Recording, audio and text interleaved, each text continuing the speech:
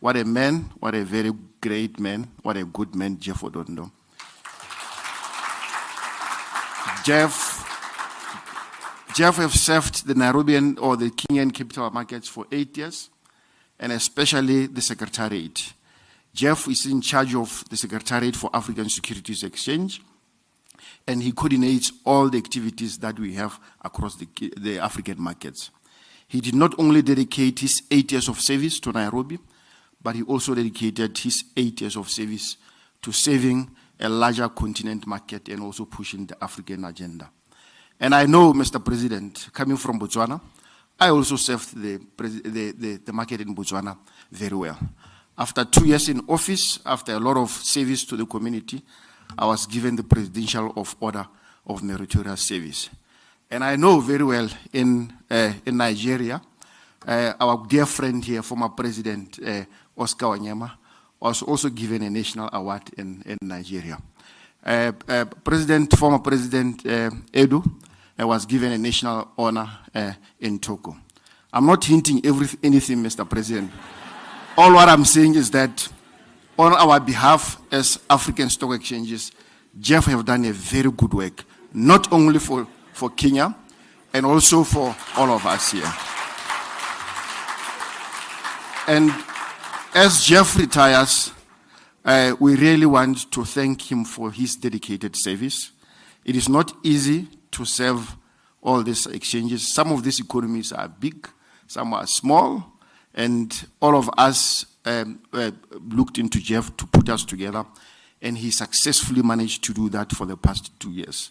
We wish you success, Jeff, in your office, and we know that the Kenyan people will not let those good brains go to waste.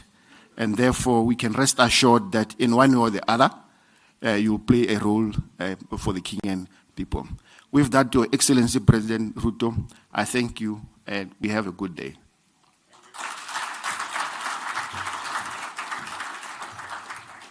Much, and once again, let's appreciate the President Azea for those remarks. Your Excellency, at this particular time, I want to request our Cabinet Secretary, National Treasury and Planning, Professor Njuguna Dungo, to kindly come and give his remarks. A round of applause to the Cabinet Secretary as he comes.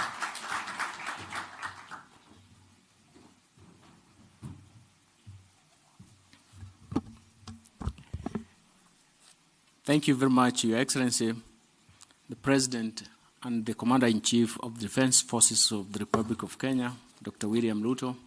I'm very happy that you managed to get some time in that busy schedule. We are very sorry that we had to ambush you this morning, but I do believe that it is for a good cause. Dear guests, distinguished guests, let me thank His Excellency for finding time to grace this occasion. It also demonstrates the government's commitment to support the capital markets and the financial sector development in general. It's also coincidental, Your Excellency, that I was going to meet the market tomorrow. We have had several dates that we programmed, but time was not there. But tomorrow we are meeting, and we want to actually to reflect in terms of where we are coming from and where we should be going. So I'm very happy about this coincidence that the issues that we raised today could be an input in terms of what we're going to do tomorrow and even the future structure of our markets. This is an important occasion for the capital markets, particularly stock exchanges across African continent, to take stock of recent developments, including performance, opportunities, emerging issues, and even challenges that require concerted efforts to address. This year's conference theme is Unlocking Africa's stock exchange potential for sustained economic development, but it is also indeed important for frontier markets in Africa that are facing very serious challenges and how we need to tame them. The sustained prosperity of a nation is closely linked to the creation of an enduring, competitive, and even stable financial system that provide an opportunity to mobilize financial resources and deploy them in productive investment and even sectors. The role of government is to create a conducive environment to increase the opportunities for borrowers, savers, investors, and be part of the development discourse, and also make sure that they can appropriate returns from their own investment. Because as soon as investors cannot appropriate returns from their own investment, that is, they are consumed by cost structures, then they stop investing. A majority of African stock exchanges face structural hurdles to growth, and they are struggling with liquidity and also considerable minimal participation by retail investors. We have to rethink structure given the digital age, and we need to think about that in terms of how we are going to contain the process. The initial public offering IPO landscape in Africa further confirms that the challenges that our stock markets face are quite immense. The pipeline of IPOs and even further offerings in Africa has decreased significantly. It is against this background that we need to deliberate on how to solve the legacy and emerging challenges facing stock markets in the continent, and even explore opportunities to re-establish the competitive edge of public capital markets as an avenue of raising capital in Africa. I'm grateful to the African Securities Exchanges Association, ASEA, ladies and gentlemen, because they champion the digital transformation that we are all looking forward to. And this is going to improve market condition and even accessibility and transparency. In this ever-evolving world of finance, even where we have challenges entering the international financial markets, we do believe that our markets are the lifeblood of our economic and even our own role in terms of shaping the future. And that responsibility is profound. It is important for us to rethink strategy, to rethink the innovative ways of getting there. The African capital markets are, as a collective entity, important in terms of playing a vital role to fostering economic vibrancy and promote regional integration. With these few remarks, because time is not on our side, and I can see there is a whole set of seats here for a panel discussion, which I believe is going to be rich. Let me say that I join the ASEA in terms of congratulating them and the membership of the stock markets in Africa for the 30th anniversary. We do hope that ASEA continues to be our vibrant driver and partner as we chart new ways to grow our capital markets and, in particular, stock exchanges in Africa that are the backbone of our thriving economy and financial market. We do believe that this is the appropriate path. It is important for us to recognize that. It's important for us to make sure that we take steps in terms of consolidating that gain and making sure that we have a vibrant market, but also a market that is going to stand the test of time. Those were a few remarks from myself, and because we had His Excellency the President is having a strain of time, I take this honor, singular honor, to invite him to lead his speech and address this market. Thank you very much.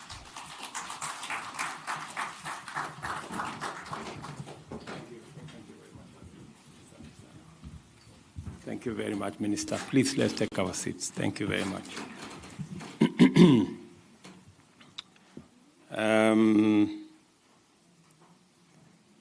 I don't know whether Kip had actually, the chair had an iPad, and whether everybody seems to be blaming me for time.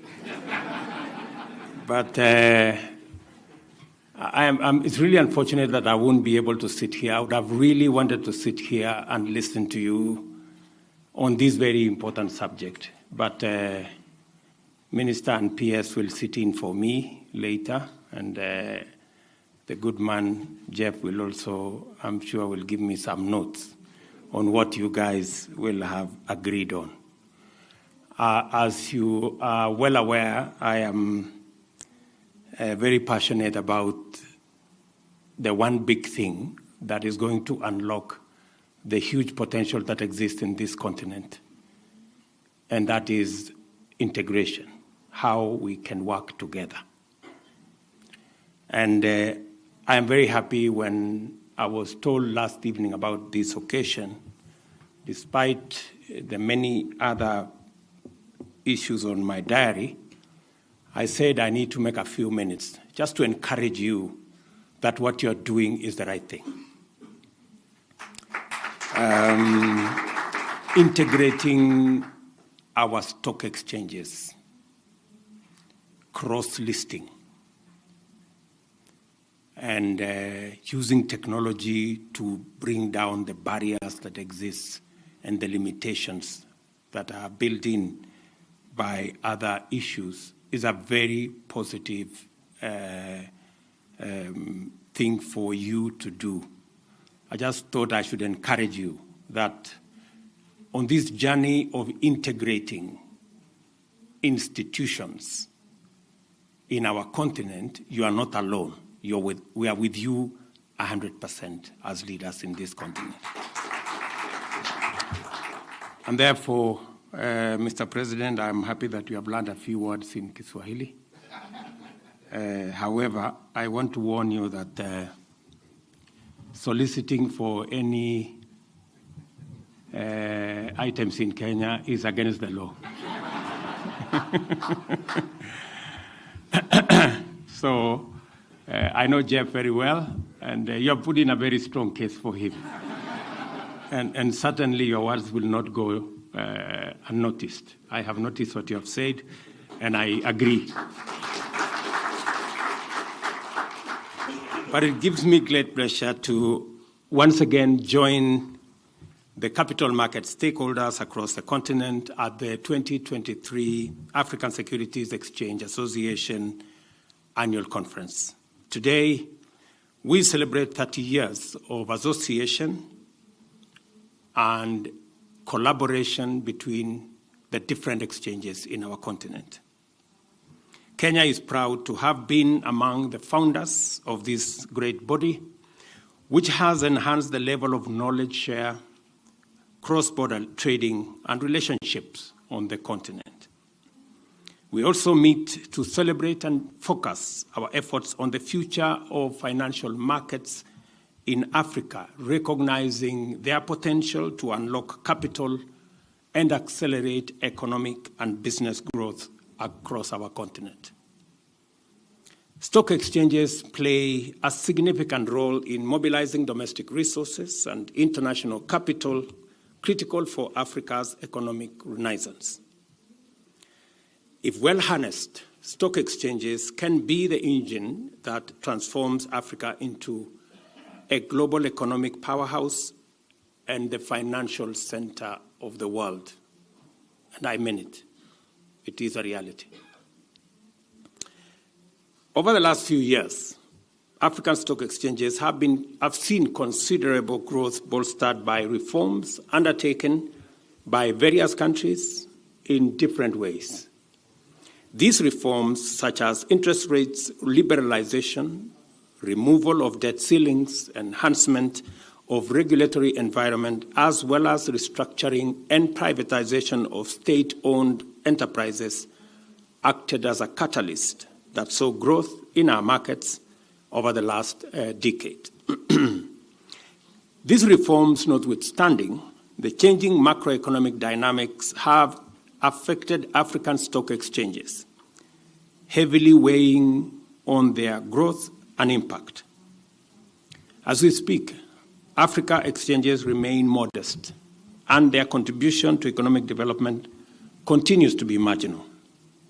A majority of African stock exchanges face structural hurdles to growth, struggling with liquidity and considerable minimal participation by retail investors. The IPO landscape in Africa further confirms the challenges that our stock exchanges face. The pipeline for IPOs and further offerings in Africa has decreased significantly. With over 40 exchanges in the continent, we should be able to have at least 5 listings per day across the continent. And you know that's not the case. It is against this background that you meet to deliberate on how to solve legacy and emerging challenges facing stock exchanges and stock markets in the continent and explore opportunities to re-establish the competitive edge of public resource markets as an avenue for raising capital in Africa. We all understand that the global economy has changed. Markets have become very uncertain, and we therefore must work on enhancing the efficiency of the capital markets to make it much more resilient to market dynamics. On our part as government, we have taken various steps to revitalize the capital markets. 2 months ago, I did assent to the privatization bill, heralding a paradigm shift in the process of executing privatization of public enterprises by infusing international best practices and, more importantly, cutting off unnecessary bureaucracies that made the privatization process almost grind to a halt, where only one transaction was closed over the last 15 years. Just imagine that. And it was one of the big issues that I really wanted to sort out. And when I went to the stock exchange, I did promise them that the government of Kenya is going to list at the exchange more government entities. Unfortunately, the law became so convoluted that before even we could do that, we had to work on the law first. I'm very happy that we have settled the law, and now we have close to 35 companies, government companies, that some we will be selling outright, others we will be bringing to the stock exchange, and therefore I intend to keep my commitment to the stock exchange and make sure that we use the stock exchange to enable more Kenyans, more Africans, more private sector people to own part of our public entities.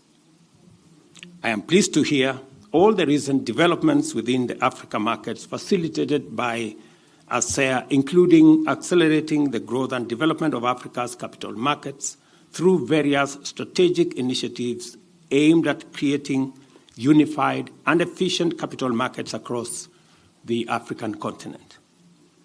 ASEA has championed the digitization of African stock exchanges, promoting the use of technology to enhance trading, settlement, and market information dissemination. This digital transformation has significantly improved market accessibility and transparency. ASEA actively supports the issuance and trading of infrastructure and green bond assets that are critical in mobilizing capital for infrastructure development projects in African countries. ASEA has also developed the African Exchange Linkage Project, a trading infrastructure that aims to connect over 30 stockbrokers with the aim of promoting cross-border trading of securities among member exchanges, further enhancing market integration. In this ever-evolving world of finance, where our markets are the lifeblood of our economies, our role in shaping the future is profound. The Africa capital markets, as a collective entity, play a vital role in fostering economic growth, development, and regional integration. I wish to take this opportunity to reflect on some key themes that are of paramount importance in the realm of capital markets, particularly in the context of our continent. Number one is liquidity in our capital markets. Liquidity is the lifeblood of any thriving capital market, and you know that. It ensures that our investors have the confidence and flexibility to buy and sell securities with ease. It is essential for the efficient allocation of capital, which in turn drives economic growth. Liquidity not only attracts domestic investors, but also foreign investors looking for attractive investment opportunities. It is our collective responsibility, therefore, to ensure that our markets remain liquid, transparent, and efficient. The trends we see in today's capital markets indicate a growing demand for improved liquidity, driven by innovative trading platforms, more accessible market information, and the entrance of retail investors into the arena. Embracing these trends, therefore, can be a catalyst for further market development. The other item I want to talk about is cross-border listing. One of the most significant milestones in the African capital markets has been the emergence of cross-border listings. This not only increases the feasibility of our markets, but also facilitates access to a broader pool of investors. It is a testament to our growing integration and our ability to offer more diversified and appealing investment opportunities. As we build at the policy level the integration of African markets using the Africa Continental Free Trade Area, it is important that at that level you also build the integration of our capital markets. It enhances scale. It makes it possible for us to have a bigger pool of investors, bigger pool of resources, and it expands our opportunities across countries. It also enables us to learn from best practice in different countries. It is possible to pick best practice from different countries, as I said earlier, when we are in the same ecosystem. And therefore, ASEA must continuously play the role of pooling exchanges together so that we can pool resources, we can create bigger scale, and be able to even attract others globally. Cross-border listing represents a trend that speaks to the need for market integration, harmonized regulation, and interoperability between exchanges. As we move forward, it is imperative that we continue to foster collaboration across borders to make these listings more seamless and more attractive. I want to speak about the third thing, which is the benefits of capital markets to economies. Capital markets are a thriving force behind economic development. They provide business with the means to raise capital for expansion, for job creation, and even for innovation. Our entrepreneurs and innovators need the support and confidence that only a robust capital market can provide. As we look to the future, let us continue to work together to ensure that capital markets remain a catalyst for economic growth across our continent. The trends in this domain highlight the emergence of impact investing and the importance of financial inclusion. There is a growing recognition that our markets can be a force for good, not just in terms of returns, but in promoting social and economic well-being. This is an exciting shift in perspective, one that we should encourage and embrace. In other words, I'm saying what the capital markets will be doing is not just about the trading, it goes beyond trading numbers. It goes to the realm of enhancing development and social good and creating inclusivity. What a single person or a single company or a single country cannot achieve, we can achieve collectively. And that is what this brings. It brings a society coming together, creating financial inclusion, and making sure that everybody can tap into the good that exists within us. Of course, the final issue I want to have a conversation about is ESG, which is now common to all of us. We now know about environmental sustainability. We know about that we are beyond all these hard facts. We are social human beings. And to be able to move forward, people are continuously now interested in governance. How transparent are we? How accountable are we? Is what we are doing making impact? Or are these just cold numbers and statistics? Good governance is the foundation of any capital market.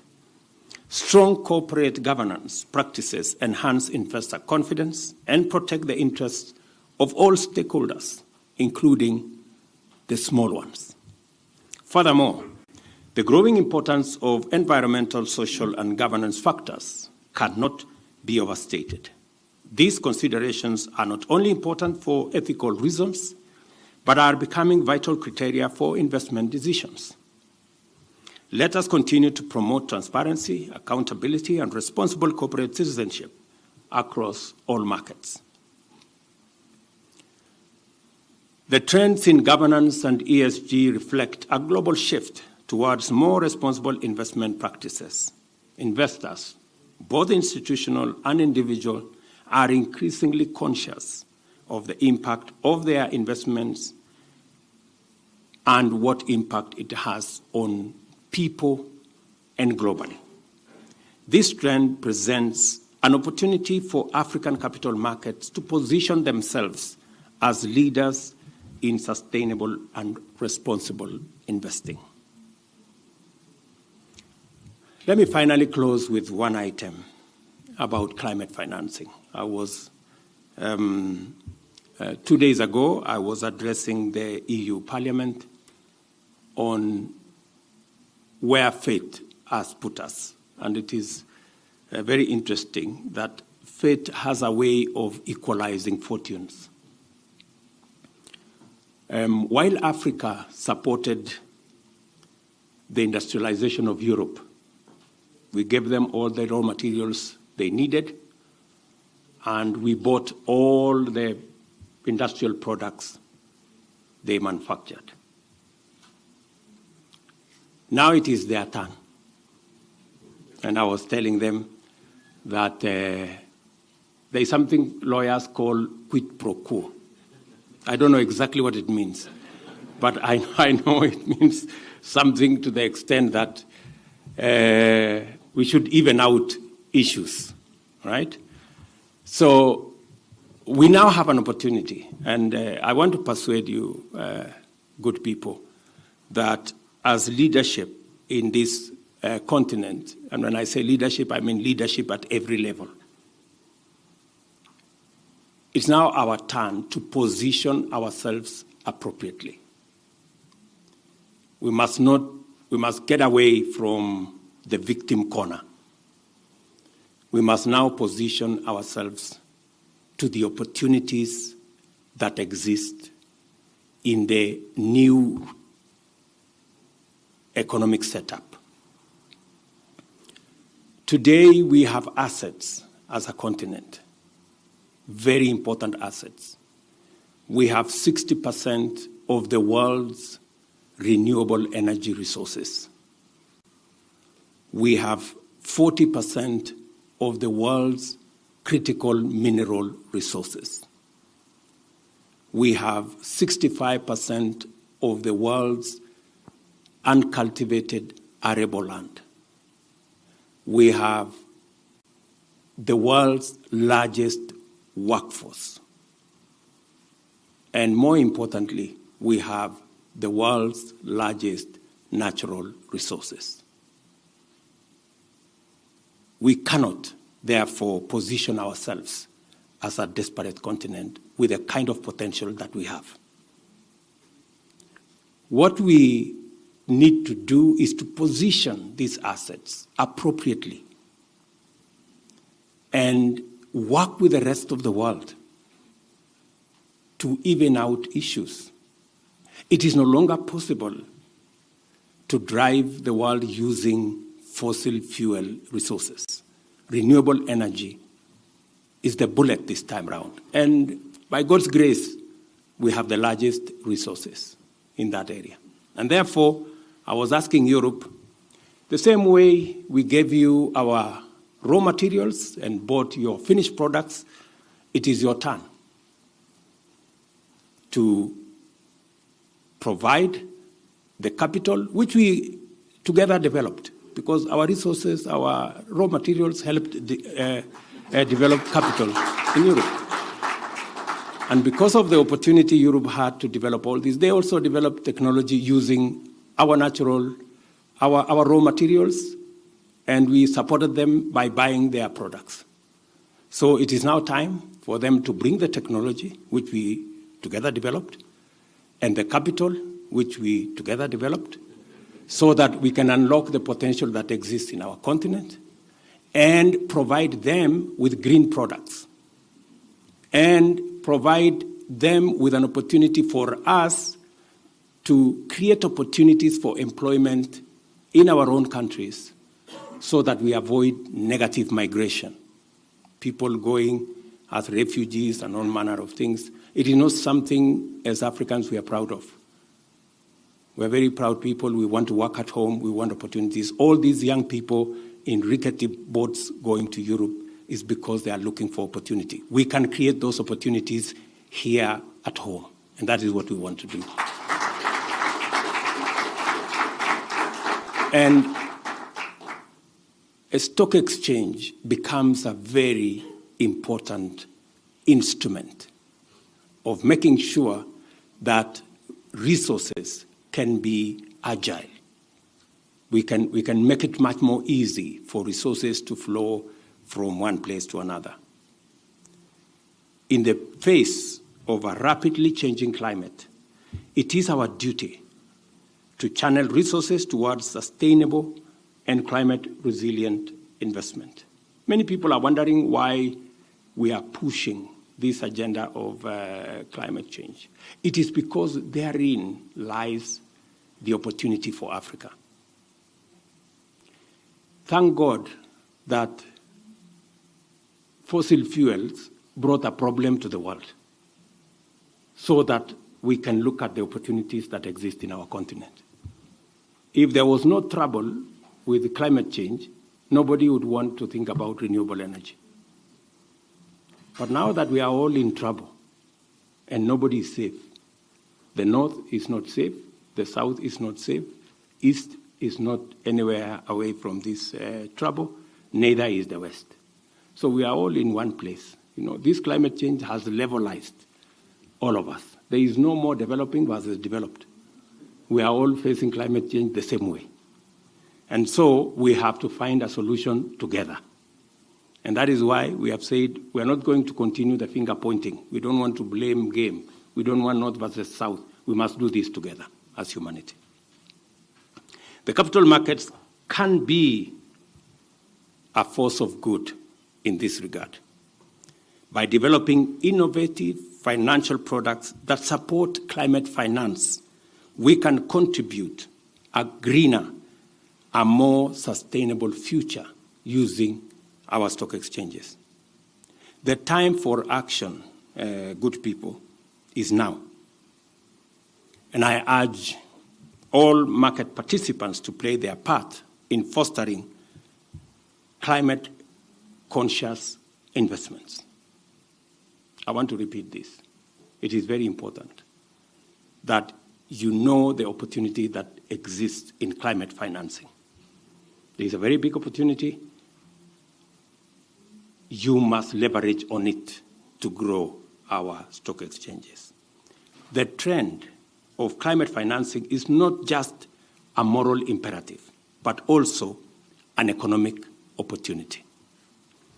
As the world shifts towards more sustainable practices, investors and businesses will increasingly seek green investment opportunities.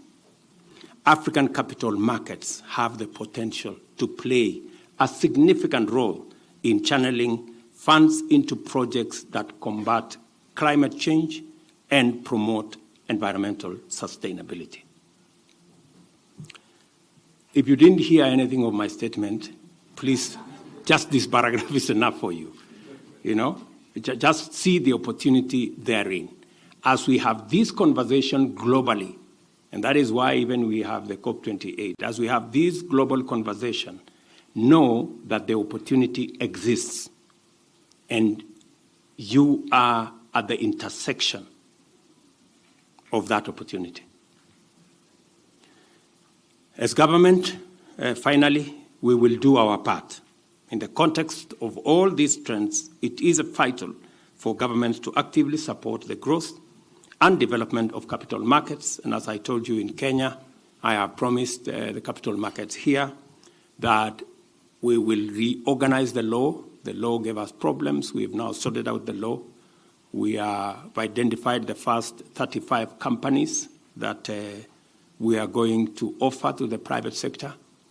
We have close to another 100 that we are working with our financial advisors on what to do and what portions to let out.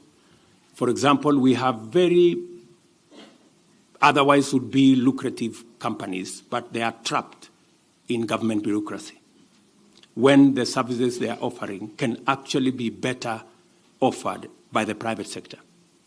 So we will make these opportunities available, and I want to tell our Kenyan private sector, the public, that opportunity is coming for them to be part of the cake that we have all baked as Kenyans by being part owners of some of our good companies or buying some of the companies that would better be run by the private sector and allow government to do what we must do.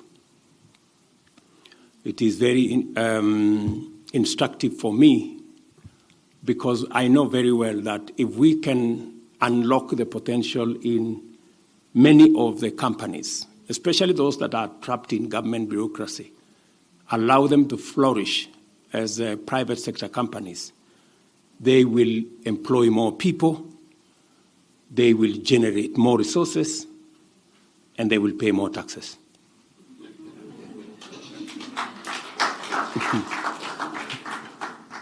Yeah. I know that's a very important subject in Kenya nowadays.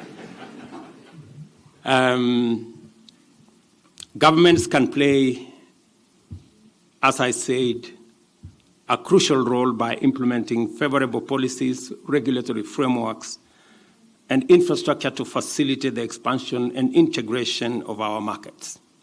Initiatives such as tax incentives, simplified regulation processes, and fostering financial literacy can significantly contribute to market growth. I would want to know from the Kenyan markets players what additionally they want us to do as government so that we can make it easier for them, agile, flexible, for them to do more in our capital markets. Furthermore, partnerships between governments and market participants, including exchanges and regulators, can lead to more effective market development. Supportive regulatory frameworks, investor protection, and innovative financing mechanisms are also essential for the sustainability of our capital markets. As we discussed today, vital themes and unlocking Africa's stock exchange potential for sustainable economic development, I encourage all stakeholders in our capital markets to collaborate, innovate, and adhere to the highest standards of ethics and responsibility. Our future, ladies and gentlemen, and the prosperity of our great continent depends on the health and vitality of our markets. Today, I have recognized 10 companies joining the unquoted security market segments of NSE, Nairobi Stock Exchange, also, or Nairobi Security Exchange, as I was told, also known as Soko Rahisi. This is a key development for the country, noting that the growth of our economies will be funded by these segments of our economy, with the MSME sector comprising 80% of our formal economy. My government will continue to support this key sector. I want to encourage companies to tap into the capital markets to power the growth of their companies and also our economy. In conclusion, let me express my utmost confidence in the future of African capital markets. With our collective determination and the dedication of all those present here today, we can build markets that are transparent, efficient, and impactful, capable of driving economic growth and fostering sustainable development. I wish you all a successful and productive conference, and I look forward to witnessing the positive change and progress that will undoubtedly emerge from the exchanges and discussions that will take place here. Thank you very much, and may our capital markets continue to be the engines of growth and prosperity for Africa. Unfortunately, I won't be here to take part in the round tables here and the other exchanges, but I look forward to another opportunity to engage with you. My very best wishes. Welcome to Kenya. Enjoy your time here, and please give us some positive results. Asanteni sana. Thank you.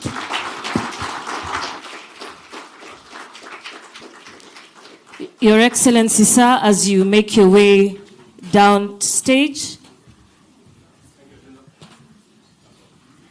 Your Excellency, sir, we would like to invite you to witness a live trading.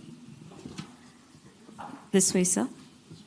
We'd love to invite you to witness a live cross-border trade between Dyer and Blair and BVRM. BVRM is an integrated stock exchange common to 8 West African countries. And Lina Tonui, who is the Africa Project Linkages Manager, will take you through it. You may please have your seats. The trade will be broadcasted on the screens in front of you. Thank you very much, Your Excellency. You did speak about the African Exchanges Linkage Project, and we are glad to inform you that we have interconnected 7 exchanges to a trading... Hello? Oh, okay, sorry. Thank you very much. Your Excellency, as you mentioned, the African Exchanges Linkage Project, which is a key initiative of the African Securities Exchanges Association and the Africa Development Bank, we are pleased to walk you through a live trade. So this is the terminal. It's called the AELP Link. And on this terminal, the brokers who are participating in the project, we currently have 35 broker members from 7 exchanges that are interconnected, but we have a total of 9 exchanges that are participating in the project. So brokers from the different markets are able to see all the exchanges. They can, choose a different market and then place a trade. So today, Your Excellency, we are working with Diane Blair in Nairobi, who will receive a trade and place a trade from the BRVM market. And we're very honored to have all the members here. But then BRVM will be joining us online. If we're not able to broadcast them at this point, but then they have already placed a trade. So Peter will show us the trade that has come in from them. So the broker from whichever market places a trade, and now it has come into the Kenyan market. So Peter will accept the trade. Peter, you may go ahead. It has been staged. Okay, Your Excellency, this is the AELP platform.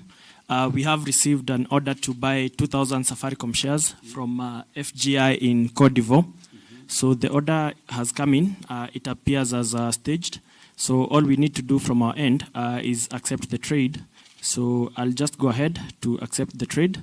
It says, do you want to approve the order to buy 2,000 Safaricom shares for that client? Then we'll say yes. So the order has been accepted. So once we refresh, it shows that the status is now accepted. So the order has come to our market. So all I'll need to do from my end is push the order from DFN, from the AELP platform, to our market live in Nairobi, which is already open. So I'll proceed to create the order. It's 2,000 shares, placing at a price of 13.70 for Safaricom. Then I will proceed to buy. Once we click on buy, the order goes through. So I'll just click buy and confirm the order. As you can see, the status has now changed from accepted to filled. So now the client from BRVM has 2,000 shares of Safaricom.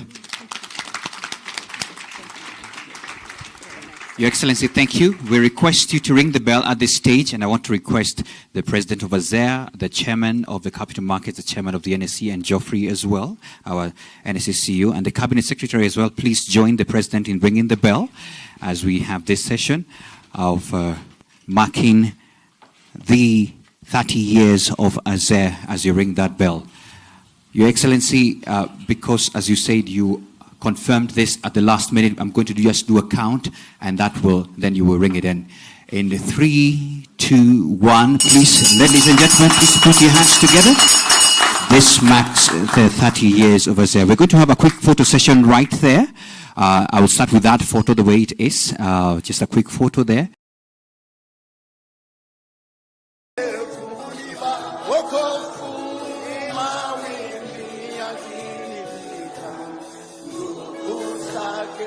Sonanga.